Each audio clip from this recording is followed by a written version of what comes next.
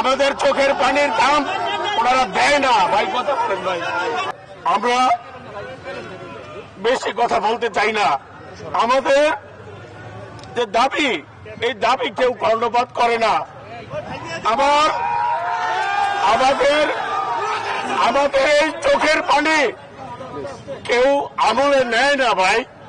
আমরা আজকে কথা বলেছি তৃণমূলের কথা। আমাদের চোখের পানি এটা আমার চোখের পানি না, এটা আমার 20 লক্ষ ভাইয়ের চোখের পানি। তারা আমাদের কথা বুঝে কিন্তু শোনে না।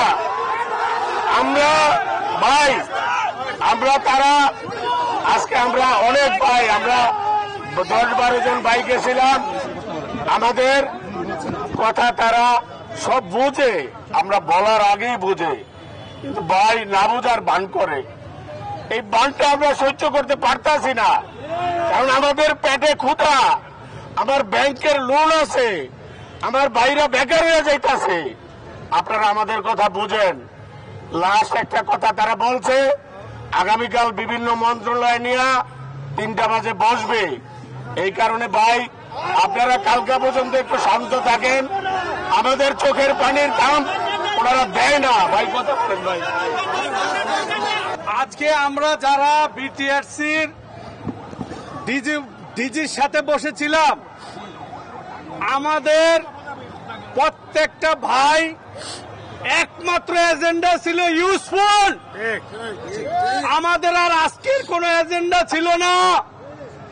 আমরা বলেছি যে এই দেশের যারা ইউজার 70 থেকে 75% লোক ইউজফোন ব্যবহার করে, ইউজফোন কিনে এবং নিজের হাতের ফোনটা বিক্রি করে এক্সচেঞ্জ করে।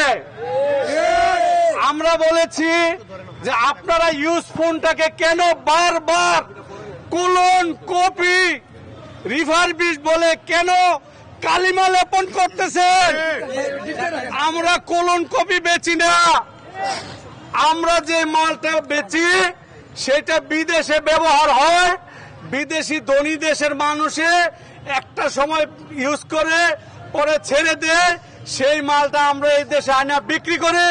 আমরা বলেছি যে আপনি বাণিজ্য নীতি যতই সহজ করেন না কেন, আমাদের ইউজ ফোনের ব্যবসা করতে দিতে হবে।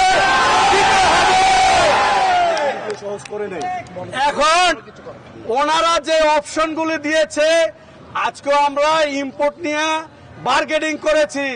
আমরা বলছি যে এই যে হাজার হাজার ব্যবসায়ী আজকে চিটাগাং, খুলনা, সিলেট, ওই বাইরে এক কাপড়ে আজকে 3 দিন ঢাকা শহরে এক কাপড় পরে 3 দিন আমাদের ব্যবসায়ী ভাইয়েরা দোকান বন্ধ করে রাস্তায়। আপনি যতই কথা বলেন না কেন, বাণিজ্য অবাধ না করলে আমরা ছোট ব্যবসায়ীরা ব্যবসা করতে পারবো না। উনি বলেছেন আপাতত সেকেন্ড হ্যান্ড ফোন নিয়ে আমাদের প্রিপারেশনটাই। আমি বলছি যেহেতু 1 মিনিট শুনেন, আমরা বলছি যেহেতু আপনি নতুন ফোনের জন্য এনআইআর সিস্টেম চালু করার জন্য এই 8-10টা কোম্পানি থেকে টাকা নিয়েছেন, আপনি পুরান ফোনের জন্য আপনার যা ইকুইপমেন্ট লাগে আমরাই সারা বাংলাদেশের ব্যবসায়ীরা সেইটার জন্য টাকা দেব। তারপরে আমাদের ইউজ ফোনের ব্যবসা, এটা আমাদের দাবি না, আমাদের ডিমান্ড না, কাস্টমারের ডিমান্ড। আপনি কোন জাতিকে আপনি এইভাবে ছুঁড়ে ফেলতে পারেন না।